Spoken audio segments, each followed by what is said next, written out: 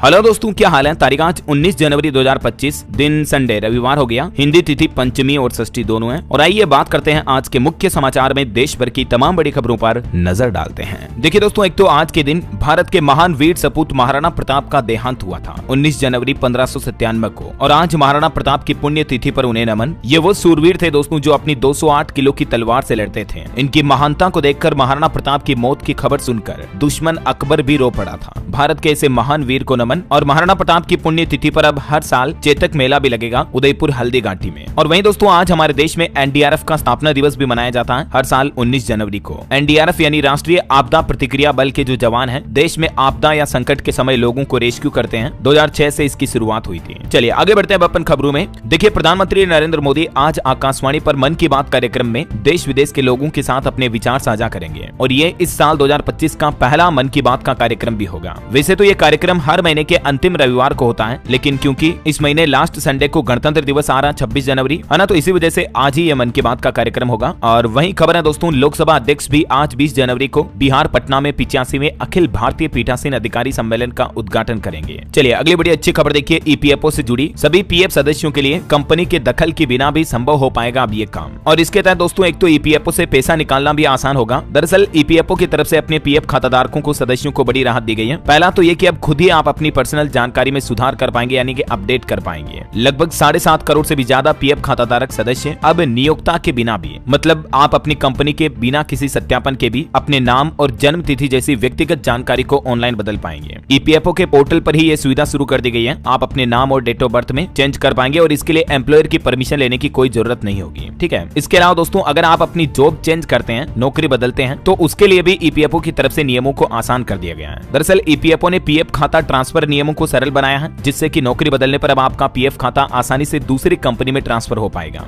और इसके अलावा यूएएन और आधार कार्ड को लिंक करने की प्रक्रिया को भी आसान कर दिया है। आप कुछ सिंपल इन स्टेप्स को फॉलो करके ईपीएफओ पोर्टल पर अपने यूएएन को आधार से लिंक कर सकते हैं। तो इस तरह से कुल मिलाकर अब 2 कामों के लिए कंपनियों की जरूरत को खत्म कर दिया है। ईपीएफओ की साइट पर जाकर आप खुद ही ये काम कर पाएंगे। पहला तो मैंने आपको बताया, नाम डेट ऑफ बर्थ में चेंज कर पाएंगे। इसके अलावा जिन सब्सक्राइबर्स के पीएफ अकाउंट के आधार कार्ड के जरिए ई-केवाईसी हो चुकी है, तो आप खुद ही ऑनलाइन आधार ओटीपी के जरिए ईपीएफ ट्रांसफर का क्लेम फाइल भी कर सकते हैं। ओके, और चलिए आगे बढ़ते हैं खबरों में। देखिए, सरकार का एक और बड़ा फैसला, फर्जीवाड़े पर अब लगेगी लगाम। इन नंबरों से ही आएंगे आपको बैंकों के कॉल। कंपनियों के लिए भी सख्त नियम बना दिए हैं। सरकार और आरबीआई ने मिलकर बैंक खाताधारकों के लिए यह नया अपडेट जारी किया है। आए दिन जो लोगों के साथ साइबर क्राइम होती है, डिजिटल धोखाधड़ी होती है, तो ऐसे अपराध को रोकने के लिए 2 पहल की गई है। एक तो अब लेन देन के लिए 1600 सीरीज वाले नंबर से ही आपको बैंक की कॉल आएगी। भारतीय रिजर्व बैंक ने अपने एक परिपत्र में कहा कि अपराधी ग्राहक के मोबाइल नंबर का दुरुपयोग करके धोखाधड़ी कर रहे हैं। तो अब 2 नंबरों की सीरीज से ही आपको बैंक कंपनियों के कॉल से एसएमएस आएंगे 140 या 1600। ठीक है। तो ऐसे में आपको पता चल पाएगा कि कौन सा बैंक का ऑफिशियल मैसेज है, ऑफिशियल ट्रांजैक्शन मैसेज है, या कोई सा प्रमोशन कॉल्स है या फर्जी कंपनियों के कॉल है। अगर फ्रॉड नंबर से आपको कोई एसएमएस या कॉल आया तो फट से आपको पता चल पाएगा। रिजर्व बैंक की तरफ से सभी कंपनियों को यह निर्देश दिया है कि केवल इसी नंबर से ही ग्राहकों को कॉल करें। वित्तीय धोखाधड़ी पर लगाम लगाने के लिए आरबीआई की ये नई कोशिश है। देश भर के सभी प्राइवेट और सरकारी बैंकों को भी आरबीआई ने इस संबंध में सर्कुलर जारी कर दिया है। और ये जो नए नियम है दोस्तों, इसी साल 31 मार्च 2025 से पहले लागू करने होंगे सभी बैंकों को। ठीक है। और वहीं रिजर्व बैंक की तरफ से बैंकों से नए और सभी मौजूदा उपभोक्ताओं के जमा खातों और बैंक लॉकर में नामांकन को भी सुनिश्चित करने का आदेश दिया है। चलिए अगला अपडेट आ रहा है। प्रधानमंत्री नरेंद्र मोदी ने देश भर में 65 लाख से भी ज्यादा स्वामित्व संपत्ति कार्ड बांटे। और इस दौरान पीएम मोदी बोले कि यूएन ने गरीबी हटाने के लिए प्रॉपर्टी राइट्स की बात कही थी। हमने 2.25 करोड़ दस्तावेज सौंपे हैं। बीते दिन पीएम मोदी ने देश के 10 राज्यों 2 केंद्र शासित प्रदेशों में 65 लाख से भी ज्यादा लोगों को उनकी संपत्तियों के स्वामित्व कार्ड बांटे, यानी कि उनकी जमीन, मकान, प्रॉपर्टी के कागजात सौंपे हैं। पीएम ने ग्रामीण अर्थव्यवस्था को ऐतिहासिक बताते हुए कहा कि ये योजना ही ग्रामीण क्षेत्रों की आर्थिक प्रगति का रास्ता खोलेगी, क्योंकि लोगों को उनकी जमीनों का स्वामित्व मिलने के बाद लोग बाग इस पर लोन वगैरह भी ले पाएंगे और गाँव में जो जमीन भूमि से जुड़े विवाद है वो भी खत्म हो पाएंगे, है ना। कुछ अलग अलग राज्यों के भी आंकड़े देखिए आप। मध्य प्रदेश में भी तकरीबन 15,63,000 लोगों को मिला स्वामित्व कार्ड। पीएम मोदी ने एमपी सीहोर के लाभार्थी से बातचीत की। मध्य प्रदेश के मुख्यमंत्री मोहन यादव भी बोले कि संजय सरोवर बांध में बनेगा फ्लोटिंग सोलर प्लांट। यूपी में भी तकरीबन 45 लाख लोगों को अब तक सीएम योगी ने घरौनी बांटी और कहा कि पहले दबंग जमीन पर कब्जा करते थे, अब प्रॉपर्टी विवादों में कमी आएगी। चलिए अगली बड़ी खबर देखिए दोस्तों, सेबी का एक बड़ा एक्शन, शहरों में खेल करने वाली 7 कंपनियों पर बैन लगा दिया है। 8 महीनों में ही इन कंपनियों की पूंजी 40 करोड़ से बढ़कर 4,000 करोड़ तक पहुंच गई थी। तो अपने स्टॉक प्राइस को मैनिपुलेट करने के चलते, हेराफेरी के चलते सेबी की तरफ से इन 7 कंपनियों पर शेयर बाजार से प्रतिबंध लगा दिया। इन कंपनियों के नाम भी आप देख सकते हैं। और वहीं खबर है दोस्तों, गृह मंत्रालय ने देश के 67 संगठनों को FCRA की मंजूरी दे दी है। FCRA यानी विदेशी अंशदान विनियमन अधिनियम के तहत गृह मंत्रालय की तरफ से 67 संस्थाओं को मंजूरी दी गई। चलिए ऑटो एक्सपो से जुड़े कुछ अपडेट देखिए दोस्तों। भारत की पहली solar powered car Eva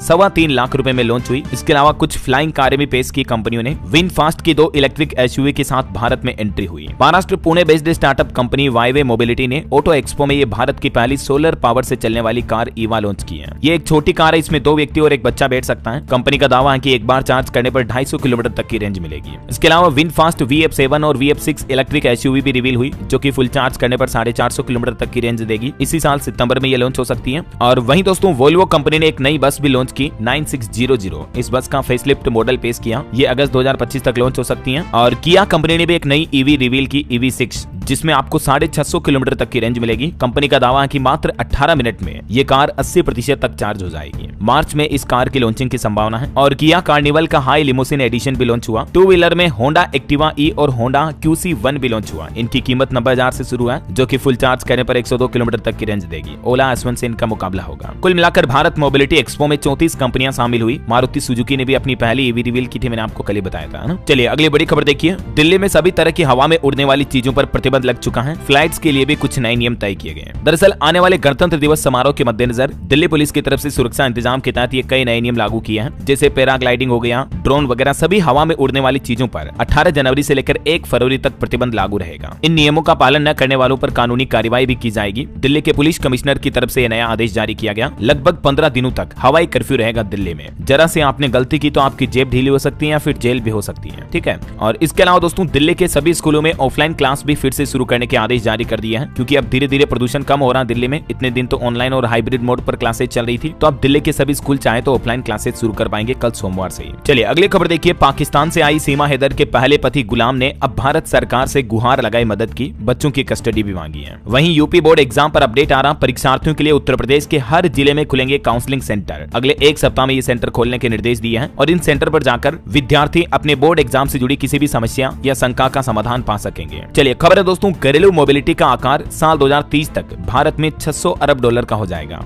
Google और BCG की एक नई रिपोर्ट में दावा किया गया है। और वहीं महंगाई पर एक खबर आ रही। भारतीय रिजर्व बैंक RBI ने कहा कि खाद्य महंगाई पर नजर रखने की जरूरत है। बेहतर कृषि संभावनाओं से समर्थित ग्रामीण मांग में लगातार तेजी जारी है। RBI ने एक बुलेटिन जारी करते हुए सभी अधिकारियों को यह निर्देश दिया। अभी एक दिन पहले आपको पता होगा सरकार ने भी फैसला लिया है। चावल की कीमत में 550 रुपए प्रति क्विंटल की कटौती की गई है, जिससे कि FCI राइस की बिक्री बढ़ेगी। खाद्य सुरक्षा उपायों को भी समर्थन मिलेगा। और एक राहत भरी खबर आ रही महंगाई पर। आलू, टमाटर, प्याज की कीमतें बीते 1 महीने में 31% तक घटी है। और अभी भारतीय रिजर्व बैंक RBI भी रेपो रेट घटाने पर विचार कर सकता है। अगले महीने बजट के दौरान हो सकता है ये ऐलान हो, तो इससे भी लोगों को महंगे लोन से राहत मिलेगी, है ना। वैसे अभी डॉलर के मुकाबले जो भारतीय रुपये में कमजोरी आ रही है, इस वजह से भी खबर है कि देश के आयात बिल में बढ़ोतरी होगी। भारत की GDP पर भी दबाव बढ़ेगा। सोना आयात भी महंगा होने का दावा किया जा रहा है। GTRI यानी ग्लोबल ट्रेड रिसर्च इनिशिएटिव की तरफ से ये रिपोर्ट जारी की गई। और दोस्तों अगले महीने फरवरी में जो बजट आने वाला है, उससे भी उम्मीदें हैं कि मानक कटौती की सीमा को 75,000 से बढ़ाकर 1 लाख करने की संभावना है। नई कर प्रणाली यानी कि नया इनकम टैक्स रिजीम भी ला सकती है सरकार। चलिए अगली खबर आ रही है। विदेश मंत्री S जयशंकर ने भारत चीन संबंधों पर चर्चा की और कहा कि चाइना में बीजिंग की बढ़ती ताकतों के लिए हमें भी तैयार रहना होगा। और वैसे अभी हमारे देश के वाणिज्य मंत्री पीयूष गोयल भी 3 दिवसीय दौरे पर ब्रुसेल्स जा रहे हैं। इस दौरान वे यूरोपीय व्यापार एवं आर्थिक सुरक्षा आयोग के आयुक्त मारोस के साथ उच्च स्तरीय वार्तालाप करेंगे, जिससे कि भारत के इंटरनेशनल ट्रेड को बढ़ावा देने पर भी बातचीत होगी। चलिए अगली खबर देखिए। गृह मंत्री अमित शाह ने मणिपुर के राज्यपाल अजय भल्ला से मुलाकात की और इस बैठक के दौरान राज्यपाल भल्ला ने अमित शाह को मणिपुर की मौजूदा स्थितियों से भी अवगत कराया। वहीं खबर है भारत बांग्लादेश सीमा पर भिड़े दोनों देशों के किसान तो BSF और BGB जवानों ने तनाव को शांत कराया, समझा बुझाकर। वहीं खबर देखिए। रोजगार में कमी, अस्थिर सीमाएं समेत कई अहम मुद्दों पर ध्यान देना होगा। विकसित भारत पर बोले सेना उप प्रमुख लेफ्टिनेंट जनरल NS राजा सुब्रमणी का कहना है कि आज अर्थव्यवस्था को एक हथियार के रूप में इस्तेमाल किया जा रहा है। दुनिया को विभिन्न ब्लॉकों में विभाजित किया जा रहा और अगर भारत को भी हमें साल 2047 तक विकसित भारत बनाना है, तो हमें भारत की कई कमजोरियों और कमियों पर ध्यान देना होगा, जैसे रोजगार की कमी, महिला सुरक्षा, गरीबी, अमेरिका अंतर मिटाना समेत कई अहम मुद्दों पर उन्होंने बातचीत की। और खबर है इंडिया US रिलेशन पर भी अपडेट देखिए। भारत और अमेरिका एक दूसरे को साइबर खतरों की खुफिया जानकारी साझा करेंगे। भारत और अमेरिका दोनों देशों की सरकारों के बीच एक अहम समझौते पर हस्ताक्षर हुए हैं। और दोस्तों हमारी भारतीय अंतरिक्ष एजेंसी इसरो के नाम एक और उपलब्धि जुड़ी। विकास लिक्विड इंजन को फिर से चालू करने में इसरो को सफलता मिली है। वहीं देखिए बड़ी खबर, जम्मू कश्मीर के किश्तवाड़ में 4 आतंकियों की तस्वीरें जारी हुई। पुलिस ने इन आतंकियों के इनाम की भी घोषणा की है। ये चारों तस्वीरें आप देख सकते हैं स्क्रीन पर। अगर इनमें से कोई आपको कहीं पाया जाता है तो तुरंत आप जम्मू कश्मीर पुलिस को सूचित करें। ये कॉन्टेक्ट नंबर भी दिए हुए हैं नीचे, इन पर आप संपर्क करके जानकारी दे सकते हैं। 5 लाख रुपए प्रति व्यक्ति इनाम की घोषणा की है। जो जानकारी देगा उनको इनाम मिलेगा और नाम भी उनका गुप्त रखा जाएगा। चलिए अगली खबर देखिए, टेक्सास में भारतीय बिजनेस लीडरों से मिले एलन मस्क। भारत अमेरिकी संबंध समेत कई अहम मुद्दों पर बातचीत भी की। ये मुलाकात टेक्सास में चल रहे इंडिया ग्लोबल फोरम सम्मेलन के दौरान हुई, जिसमें भारत की ओर से कई कंपनियों के मालिक और सीईओ ने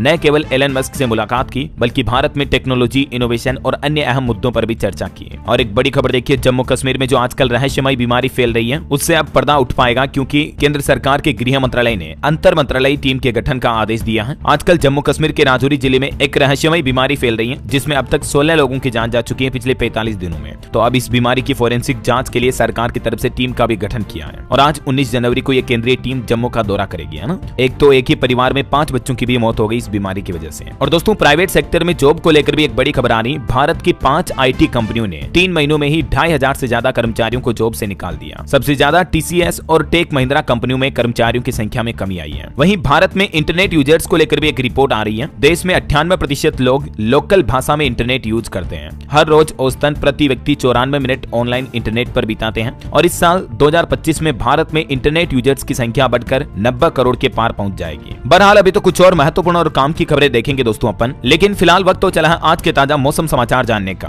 और हाँ, एक बात आपको याद दिला दूं, अगर आप DLS न्यूज चैनल पर पहली बार आए हैं और चैनल से अभी तक भी जुड़े नहीं हो दोस्तों, तो जुड़ जाइए। चैनल को सब्सक्राइब करके बेल आइकन जरूर दबा दीजिएगा और इस वीडियो पर एक लाइक और शेयर भी जरूर कर देना, ताकि आपको रोजाना की ताजा खबरें, महत्वपूर्ण मुख्य समाचार, काम के न्यूज अपडेट, नई सरकारी योजनाओं की जानकारी सबसे पहले आपके मोबाइल पर मिलती रहेगी। ओके, और बाकी आपका दिल करे मन करे तो एक लाइक और शेयर भी जरूर कर देना। फिलहाल अपन सीधा आगे बढ़ते हैं मौसम अपडेट में। तो देखिए दोस्तों, पंजाब, हरियाणा, चंडीगढ़, दिल्ली, उत्तर प्रदेश, राजस्थान समेत देश के कई अलग अलग राज्यों में घने कोहरे की संभावना है। अभी भी देश के 7 राज्यों में घना कोहरा छाया हुआ है। यूपी में 46 ट्रेनें लेट रही। राजस्थान में कई जगहों पर तापमान 1 डिग्री तक चल रहा है। हिमाचल प्रदेश में बर्फबारी की वजह से 2 नेशनल हाईवे और अटल टनल फिर से बंद हुई। कुछ अलग अलग राज्यों के मौसम के अपडेट देखिए आप। मध्य प्रदेश में बीते दिन भी ज्यादातर जिलों में कोल्ड डे रहा। शिवपुरी सबसे ठंडा इलाका रहा। 19 डिग्री तक रहा दिन का तापमान। 20 से ज्यादा जिलों में घना कोहरा छाया रहा। राजस्थान में भी कोहरे की वजह से कई सड़क दुर्घटनाएं हो गई। बसें भीड़ी, ट्रोले में घुसी कार। जयपुर समेत कई जिलों में बारिश की भी चेतावनी है। इधर उत्तर प्रदेश के 60 जिलों में कोहरा छाने की चेतावनी। 55 ट्रेनें लेट रही। यूपी के 4 शहरों में 8वीं तक के स्कूल फिर से बंद किए गए। उत्तर प्रदेश के 17 जिलों में बारिश के आसार है। ओले भी गिरेंगे। हिमाचल प्रदेश में देखिए दोस्तों, बर्फबारी के बाद पर्यटन स्थलों पर लौटी रौनक। बर्फ देखने के लिए टूरिस्टों की भीड़ उमड़ी। पैराग्लाइडिंग और स्नो बाइकिंग का आनंद ले रहे हैं, देख सकते हैं आप तस्वीरें।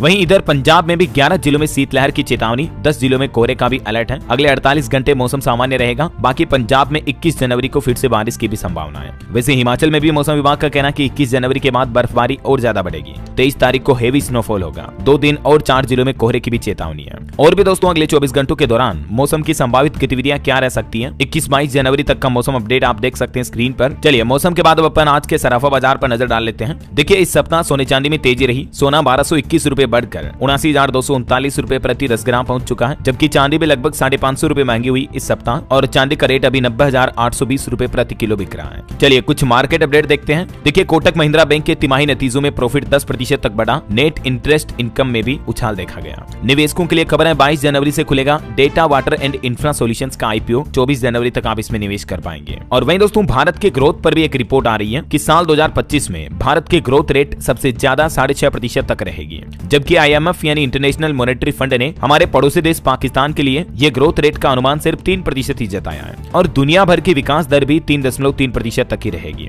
IMF यानी अंतर्राष्ट्रीय मुद्रा कोष की तरफ से ये लेटेस्ट ग्रोथ रेट को लेकर अनुमान जारी किए गए। कुछ अलग अलग कंट्री के डेटा भी आप देख सकते हैं, जिसमें अच्छी बात यह है कि भारत की ही ग्रोथ रेट सबसे ज्यादा दिखाई गई है। अमेरिका, चीन और दुनिया भर से भी ज्यादा भारत में ग्रोथ देखने को मिलेगी 2025-26 में भी 6.5% तक। अगले 2 सालों तक के लिए 2025-26 और 26-27 तक के लिए IMF ने भारत की विकास दर को 6.5% तक रहने का यह अनुमान बरकरार रखा है। और अभी एक दिन पहले तो आपको पता होगा वर्ल्ड बैंक ने भी कहा था भारत के लिए कि अगले 2 वित्त वर्षों में भारत दुनिया में सबसे तेज गति से विकसित हो रही बड़ी अर्थव्यवस्था बना रहेगा। तो ये कहीं ना कहीं ये जो रिपोर्ट आ रही है दोस्तों, ये भारत के लिए एक अच्छा संकेत है कि भारत में अच्छे विकास, डेवलपमेंट, इंफ्रास्ट्रक्चर आपको देखने को मिलेंगे आने वाले 2-3 सालों में, है ना। चलिए अगली खबर देखिए। रिलायंस जियो और एयरटेल का वर्चस्व यानी मोनोपोली अब खत्म होगी। सरकार की तरफ से 1 लाख करोड़ रुपए का नया प्लान बनाया गया है। एक तो सरकार AGR बकाये पर टेलीकॉम कंपनियों को राहत देने का मूड बना रही है। इसके अलावा खबर है दोस्तों, आने वाले बजट में भी सरकार कुछ अच्छे से ऐलान कर सकती है, जिससे कि वोडाफोन आइडिया और बीएसएनएल जैसी पिछड़ी हुई टेलीकॉम कंपनियों को ज्यादा बूस्टअप मिलेगा, फायदा मिलेगा, ताकि मार्केट में किसी एक कंपनी की मोनोपोली ना रहे, है ना। चलिए अगली खबर देखिए। राहुल गांधी बोले कि बिहार की जाति जनगणना फर्जी थी। पटना में उन्होंने कहा कि बिहार पेपर लीक का सेंटर बन गया है। आरएसएस चीफ मोहन भागवत भी संविधान को नकार रहे हैं। ये कुछ आरोप लगाए बिहार पटना कार्यक्रम के दौरान राहुल गांधी ने। और वहीं भारत चीन बॉर्डर पर भी सेना और सरकार का रुख एक जैसा है। विदेश मंत्रालय का कहना कि बयान में कोई अंतर नहीं है। पहले आर्मी चीफ बोले थे कि एलएसी पर स्थिति संवेदनशील है, तो इसको लेकर ये क्लियरिफिकेशन जारी किया गया। और खबर है कि पूजा स्थल कानून को लेकर केंद्र सरकार ने सुप्रीम कोर्ट में कोई जवाब दाखिल नहीं किया, जबकि कोर्ट की डेडलाइन भी निकल चुकी है। अब इस मामले पर सुप्रीम कोर्ट का रुख क्या होगा, इस पर अगली चर्चा अगले महीने 17 फरवरी को होगी। इस मामले की सुनवाई, है ना। चलिए बड़ी खबर आ रही है। सिंगल यूज प्लास्टिक बनाने वाली फैक्ट्रियों को तगड़ा झटका लगेगा। 500 करोड़ रुपए तक का जुर्माना देना पड़ेगा।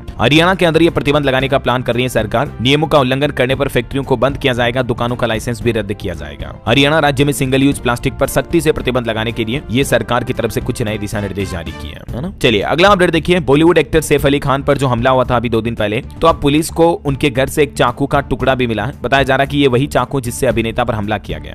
और खबर है दोस्तों, छत्तीसगढ़ राज्य में पकड़ा गया सैफ अली खान पर हमला करने वाला संदिग्ध युवक भी। छत्तीसगढ़ के दुर्ग पहुंची मुंबई पुलिस अब युवक को पकड़ लिया, पूछताछ जारी है। ये वो संदिग्ध शख्स है जिसे आरपीएफ ने हिरासत में लिया है और बताया जा रहा है कि इसी ने सैफ अली खान पर हमला किया। पूछताछ अभी जारी है। करीना ने भी पुलिस से कहा कि सैफ महिलाओं और बच्चों को बचाने आए हमलवार ने कई वार किए। ये आरपीएफ के अफसर ने संदिग्ध की तस्वीर भी जारी की और इस शख्स का नाम आकाश बताया जा रहा है। ये शख्स सीसीटीवी कैमरे में उतरते हुए भी पाया गया। अब देखते हैं इससे पूछताछ के बाद क्या कुछ नए खुलासे सामने आते मैं आपको बता दूंगा। और वहीं फिलहाल देखिए अगली खबर। 19,000 संदिग्ध बांग्लादेशियों की सूची तैयार हुई। दिल्ली के 15 जिलों में पुलिस ने गहन जांच की और अब बड़ी कार्रवाई की जाएगी। मतलब दिल्ली में ये खुलासा हो रहा है दोस्तों कि लगभग 19,000 बांग्लादेशी लोग जो है ना पहचान बदलकर दिल्ली में रह रहे हैं। तो अब इन्हीं की जांच को लेकर दिल्ली पुलिस की तरफ से सख्त आदेश जारी किया है। चलिए अगली खबर देखिए। कोणार्क सूर्य मंदिर पहुंचे सिंगापुर के राष्ट्रपति और यहाँ यूपीआई से पेमेंट कर अपनी पत्नी के लिए साड़ी भी खरीदी है। अभी उड़ीसा दौरे पर गए हुए हैं सिंगापुर के राष्ट्रपति थर्मन और इस दौरान उड़ीसा और सिंगापुर राज्य के बीच एक समझौता ज्ञापन भी हुआ। भुवनेश्वर में फिनटेक हब का शुभारंभ करेगा सिंगापुर। चलिए अगली बड़ी अच्छी खबर देखिए। मोदी सरकार इस राज्य में बनवाएगी 4,68,000 पक्के मकान। अब गरीबों को धूप और बरसात में बाहर नहीं रहना पड़ेगा। दरअसल केंद्र सरकार की तरफ से जो देश के हर गरीब और बेघर लोगों को पक्का मकान देने की योजना चलाई जा रही है, इसी योजना के तहत अब कर्नाटक राज्य में केंद्र सरकार ने ये बड़ा फैसला लिया है। कर्नाटक में गरीबों के लिए लगभग 4.5 लाख से भी ज्यादा मकान बनाए जाएंगे, पक्के मकान। केंद्रीय मंत्री शिवराज सिंह चौहान की तरफ से ये मंजूरी भी दे दी गई है। चलिए अगला अपडेट देखिए दोस्तों। एचएसजीपीसी के चुनाव आज होंगे। 3 वार्ड के 13 प्रत्याशियों का भविष्य तय करेंगे 29,000 से ज्यादा मतदाता। एचएसजीपीसी का मतलब है दोस्तों हरियाणा सिख गुरुद्वारा प्रबंधक कमेटी के चुनाव जो है ये आज सुबह से शुरू हो जाएंगे। वहीं इधर खबर है दिल्ली में भी चुनाव से पहले केजरीवाल ने दिल्ली के किराएदारों को बड़ी सौगात दी है और बड़ा ऐलान कर दिया है। दिल्ली के पूर्व सीएम केजरीवाल बोले कि अब दिल्ली में किराएदारों को भी फ्री बिजली और पानी देंगे। और वहीं दिल्ली में पुलिस ने आम आदमी पार्टी नेताओं के जेल जाने की डॉक्यूमेंट्री की रिलीज स्क्रीनिंग भी रोकी। आम आदमी पार्टी ने यह भी आरोप लगाया कि केजरीवाल की गाड़ी पर भी पत्थर से हमला हुआ। काले झंडे लिए लोग गाड़ी के पास पहुंचे। बीजेपी ने भी कहा कि पूर्व मुख्यमंत्री ने कार्यकर्ताओं पर गाड़ी चढ़ाई। तो ये कुछ कंट्रोवर्सी चल रही है। चलिए अगला अपडेट आ रहा दोस्तों। कोलकाता में जो आरजीकर मेडिकल कॉलेज केस का मामला था, तो उसमें आखिरकार कोलकाता केस में संजय रॉय को दोषी करार कर दिया है कोर्ट ने, है ना। और सजा का ऐलान कल 20 जनवरी को होगा। हालांकि अभी भी संजय का कहना है कि मुझे फंसाया गया, इसमें आईपीएस भी शामिल है। और वो जो लड़की जिसके साथ ये घटना हुई थी उसकी मृतका की मां का भी ये कहना है कि जब तक सभी को सजा नहीं होगी तब तक चैन नहीं मिलेगा। चलिए किसान आंदोलन से जुड़े कुछ अपडेट देखिए दोस्तों। किसानों की तरफ से एक और बड़ा ऐलान किया गया। 20 जनवरी को पूरे देश भर में प्रदर्शन करेंगे किसान भाई लोग। देश के सभी सांसदों के घर के बाहर प्रदर्शन करेंगे और फिर 26 जनवरी गणतंत्र दिवस पर तो ट्रैक्टर मार्च भी निकालेंगे। अभी हरियाणा के खनौरी में भी किसानों का प्रदर्शन और तेज हुआ। डल्लेवाल के समर्थन में 10 और किसानों ने भी अनिश्चितकालीन भूख हड़ताल शुरू कर दी है। हालांकि इसी बीच एक अच्छी खबर ये आई है कि केंद्र सरकार ने किसानों को बातचीत करने का न्योता भी दिया है। अगले महीने 14 फरवरी को पंजाब चंडीगढ़ में ये मीटिंग होगी। केंद्रीय अधिकारी किसान नेता डल्लेवाल से भी मिले जो अभी अनशन पर बैठे हैं और बोले कि हमें भी चिंता है। तो एक अच्छी खबर तो ये आ रही है कि अभी किसान नेता जगजीत सिंह डल्लेवाल अपना आमरण अनशन भी खत्म कर सकते हैं। डॉक्टरों की टीम उनका इलाज करेगी क्योंकि केंद्र सरकार की मुलाकात के बाद उन्होंने अपना अनशन खत्म करने की घोषणा भी की है। बाकी 26 जनवरी को तो देश भर में ट्रैक्टर परेड होगी। किसान नेता राकेश टिकैत बोले कि शंभू और खनौरी बॉर्डर पर आंदोलन के समर्थन में होगी किसान मजदूर महापंचायत। इधर दोस्तों यूपी मथुरा में भी किसानों ने मांग की कि 15 दिन के अंदर अंदर हमारी समस्याओं का समाधान होना चाहिए। बिजली निजीकरण समेत कई मुद्दे उठाए किसानों ने। खैर अब देखना ही होगा कि अगले महीने 14 फरवरी को जो चंडीगढ़ में किसानों और केंद्र सरकार के बीच बैठक होगी तो उसमें सरकार किसानों के हित में क्या क्या फैसले लेती है, क्योंकि बजट बाद ये बैठक होगी तो हो सकता है किसानों के लिए बजट में भी कुछ बड़ी घोषणाएं की जाए। ये तो वक्त ही बताएगा। फिलहाल देखिए आप अगली खबर। अमेरिका और भारत ओपन आरएएन को बढ़ावा देने पर सहमत हुए। अकादमी स्थापना करने पर भी चर्चा कर रहे हैं दोनों देश। भारत और अमेरिका के बीच एआई यानी आर्टिफिशियल आर्टिफिशियल इंटेलिजेंस के भी सही उपयोग पर बातचीत हुई। और चलिए दोस्तों, प्रयागराज महाकुंभ के कुछ अपडेट बता देता हूं आपको फटाफट से।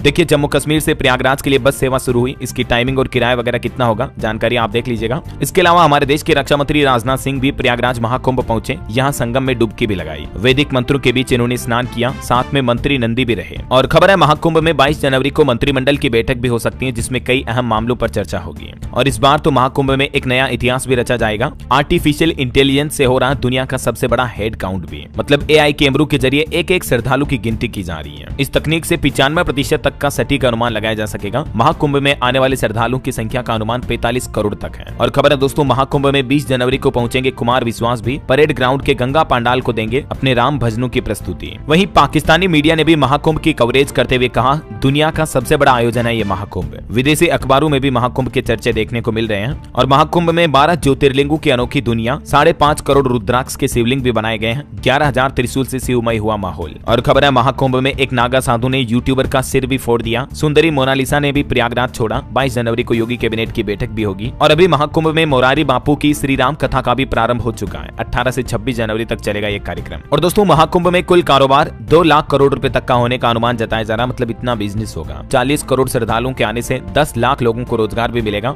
जिससे यूपी की GDP में भी 0.3% तक की बढ़ोतरी होगी, क्योंकि इस कारोबार से सरकार को टैक्स में भी अच्छी खासी आमदनी होगी, है ना। और एक अच्छी खबर है, कुंभ जाने वाले श्रद्धालुओं के लिए मुख्य स्नान पर किला घाट से संगम तक चलेगी अब नाव। नाविकों के विरोध से मेला प्रशासन बैकफुट पर आया। मौनी अमावस्या पर 10 करोड़ श्रद्धालु भी आएंगे। तो ये कुछ दोस्तों महाकुंभ का माहौल चल रहा है। मैं आपको घर बैठे ही अपडेट देता रहता हूँ, ताकि जो लोग अगर नहीं भी जा पा रहे कुंभ मेले में तो भी कोई दिक्कत नहीं, आप घर से ही दर्शन कर लीजिएगा, ठीक है ना। चलिए अगली खबर देखिए, गुरु सदगुरु के पैर छूते नजर आई कंगना रनौत। फिल्म इमरजेंसी की सफलता के लिए आशीर्वाद भी लिया। वहीं दोस्तों, अमेरिका के नवनिर्वाचित राष्ट्रपति डोनाल्ड ट्रंप का शपथ ग्रहण भी होगा कल 20 जनवरी को। नेशनल गार्ड के जवान कंधे पर लगाएंगे विशेष पट्टियां भी। और ये अमेरिका के इतिहास में पहली बार होने जा रहा जब किसी राष्ट्रपति का शपथ ग्रहण कार्यक्रम खुले में नहीं होगा। 40 साल में पहली बार इंडोर सेरेमनी होगी, क्योंकि अभी अमेरिका में एक बर्फीला तूफान चल रहा है, तो इसके चलते ये जगह बदली जाएगी। और शपथ ग्रहण से पहले डोनाल्ड ट्रंप ने चीन के राष्ट्रपति शी जिनपिंग से भी बातचीत की। टिकटॉक बैन को लेकर भी चर्चा हुई। अमेरिका में 19 जनवरी से चीनी ऐप पर बैन लगा है। वहीं खबर है दोस्तों, डोनाल्ड ट्रंप नाम से नई क्रिप्टो करेंसी भी लॉन्च की डोनाल्ड ट्रंप ने। ये एक मेमे कॉइन है, खास कॉइन लॉन्च किया उन्होंने, और इसमें लॉन्चिंग के बाद ही अच्छा खासा वॉल्यूम और प्राइस अप भी देखने को मिला। इस बाबत ज्यादा जानकारी आप ट्रंप के ऑफिशियल पोर्टल पर देख लेना। और वैसे कॉइन को लेकर एक खबर ये भी आ रही दोस्तों की क्या रिलायंस जियो ने भी जियो कॉइन लॉन्च कर दिया या जियो कॉइन लॉन्च करने वाली है, क्योंकि सोशल मीडिया पर इस तरह के दावे किए जा रहे हैं, जिसमें बताया जा रहा है कि मतलब जैसे बिटकॉइन वगैरह है ना, वैसे ही कंपनी जियो कॉइन भी ला सकती है। तो दोस्तों, कंपनी ने इस तरह के सभी दावों को गलत बताया है, और आप इस तरह के दावों में फंसकर कहीं इन्वेस्टमेंट ना करें, आप ठगी का शिकार हो सकते हैं, समझ रहे हो। जियो की तरफ से भी ऐसा कोई प्लान नहीं है जियो कॉइन लॉन्च करने का। चलिए खेल समाचार पर खबर है, चैंपियंस ट्रॉफी के लिए टीम इंडिया का ऐलान हुआ। समी की वापसी हुई, बुमराह भी खेलेंगे, 4 ऑलराउंडर तय किए गए। रोहित शर्मा बोले कि ऐसे ऑप्शन हमारी टीम के लिए अच्छे हैं। और एक घटना देखिए कर्नाटक के बीदर जिले की, यहाँ एक घर की छत पर गिरा satellite payload balloon. Karnataka police बोली कि कोई घायल नहीं हुआ, ये टाटा रिसर्च इंस्टीट्यूट का रूटीन एक्सपेरिमेंट था। और खबर है मुंबई में कोल्ड प्ले कॉन्सर्ट का पहला दिन कुछ यूं रहा। पहली बार ब्रिटिश रॉक बैंड की ओपनिंग सेरेमनी भारत ने की। 40,000 से ज्यादा फैंस पहुंचे, ये कुछ तस्वीरें आप देख सकते हैं। और भूकंप पर बड़ी खबर आ रही दोस्तों, हिमाचल प्रदेश के चंबा में लगे भूकंप के झटके। रिएक्टर स्केल पर तीव्रता 3.2 रही। गनीमत रही कि जान माल का नुकसान नहीं हुआ। और वहीं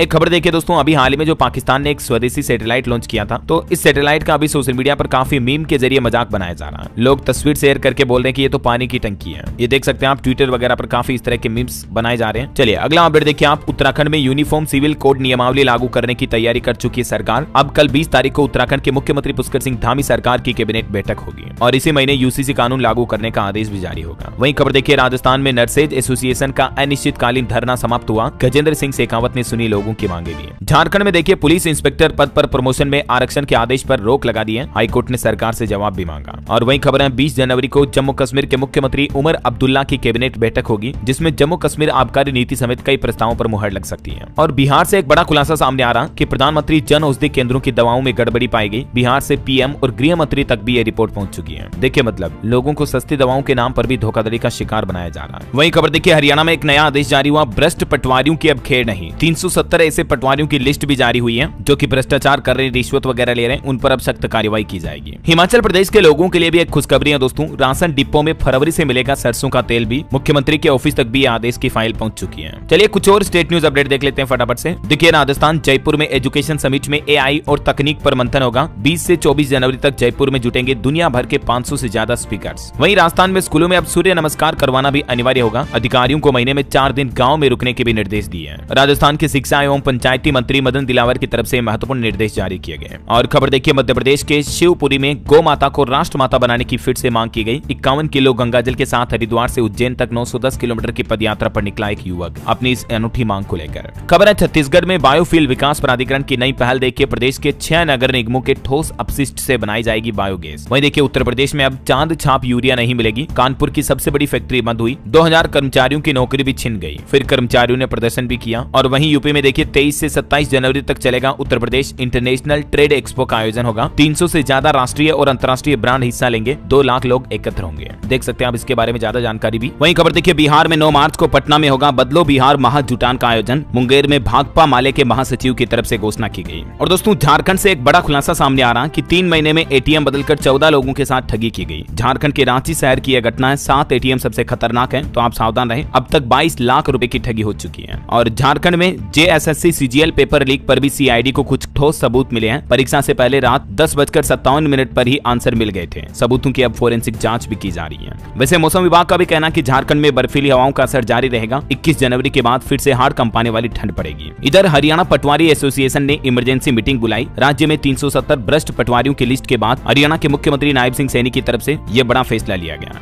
वहीं रेलवे से खबर है दोस्तों, पंजाब से गुजरने वाली 65 ट्रेनें रद्द की गई। 19 ट्रेनों का समय भी बदला गया। हिमाचल के धर्मशाला में 750 किलोवाट का सोलर पावर प्लांट शुरू हुआ। मुख्यमंत्री सुखविंदर सिंह सुक्खू ने उद्घाटन किया। 1 रुपए प्रति यूनिट सस्ती होगी बिजली। चलिए अगला अपडेट देखिए दोस्तों, अब नहीं चलेगी चीन की चालबाजी। भारतीय सेना ने एक गजब का इनोवेशन किया है। दरअसल भारतीय सेना ने एक ऐसा स्मार्टफोन इजाद किया है जिससे कि जरूरी डॉक्यूमेंट के लीक होने की घटनाओं को रोक लगाई जा सकेगी। ये मोबाइल फोन अभी भारतीय सेना के लगभग 30,000 अधिकारियों को दिया गया। मतलब काफी सेफ मोबाइल फोन होंगे जिससे सेना के जवान अधिकारी बातचीत कर पाएंगे, है ना। और राम मंदिर प्रशासन की तरफ से आंकड़े जारी किए गए। प्राण प्रतिष्ठा से लेकर अब तक 13 करोड़ टूरिस्ट अयोध्या पहुंच चुके हैं। राम मंदिर के उद्घाटन के बाद मतलब अयोध्या के पर्यटन में यह बम्पर उछाल देखा गया। और वहीं देखिए बड़ी खबर, अब प्राइवेट अस्पताल में भी मिलेगी निःशुल्क नसबंदी की सुविधा। मध्य प्रदेश भोपाल की 49 स्वास्थ्य संस्थाओं को पंजीकृत किया गया। वैसे एमपी की महिलाओं के लिए भी एक अच्छी खबर है। मध्य प्रदेश में काम करने वाली महिलाओं को सस्ते में मिलेगा खाना पीना और रहना भी। मध्य प्रदेश के मोहन यादव सरकार की तरफ से कामकाजी महिलाओं के लिए नई योजना शुरू की गई है और इस योजना का नाम है वर्किंग वुमेन हॉस्टल योजना।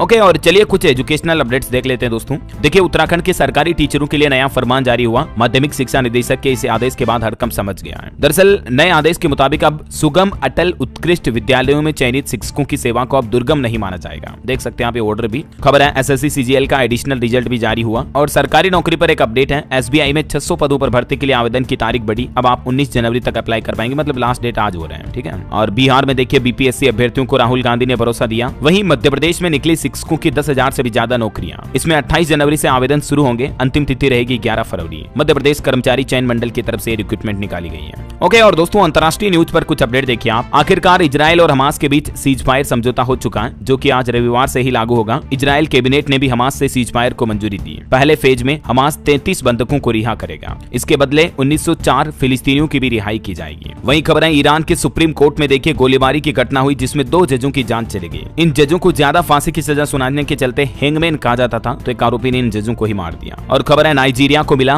ब्रिक्स पार्टनर देश का दर्जा। ब्राजील की तरफ से ऐलान किया गया। ओके, और दोस्तों अंत में आज के राशिफल पर नजर डालते हैं। देखिए आज वृष राशि वालों को रुका पैसा मिलने के योग बनेंगे और कर्क राशि वालों के इनकम सोर्स भी बढ़ने की संभावना है। और भी कुछ अलग अलग राशियों का राशिफल आप देख सकते हैं स्क्रीन पर। और हाँ दोस्तों, आप मुझे कमेंट करके बताइए कि इस बार के गणतंत्र दिवस में किस देश के राष्ट्रपति मुख्य अतिथि के रूप में होंगे। कमेंट में आपको लिखना है। सही जवाब देने वाले लोगों को रैंडमली सेलेक्ट होने पर डीएलएस न्यूज टीम की तरफ से एक शानदार सरप्राइज गिफ्ट जीतने का मौका मिलेगा। और इसी के साथ ही अगर आपको वीडियो अच्छा लगा तो इसे लाइक करना, शेयर भी करना। डीएलएस न्यूज चैनल को सब्सक्राइब करके बेल आइकन जरूर दबा देना रोजाना ऐसी इन्फॉर्मेटिव जानकारियां देखते रहने के लिए। ओके, ख्याल रखिएगा अपने आप का, अपने परिवार का। मिलेंगे अगले नेक्स्ट अपडेट में। तब तक के लिए जय हिंद, जय भारत, वंदे मातरम।